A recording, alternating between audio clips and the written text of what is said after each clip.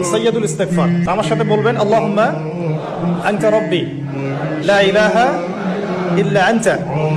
খালাকতানি আনা আবদুক ওয়া আনা আলা আহদিক ওয়া ওয়া'দিকা মাসতাতা'ত আউযু বিকা মিন শাররি মা সানা'ত আবু'ু লাক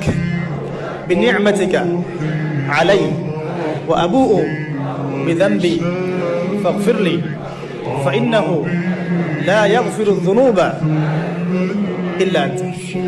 এই যে দোয়াটা আপনি করলেন, নবী সাল্লাল্লাহু আলাইহি ওয়াসাল্লাম বলেছেন যে এই দোয়া পড়ার পরে যদি কেউ সকালে পড়ে রাতের আগে মারা যায় জান্নাতে চলে যাবে,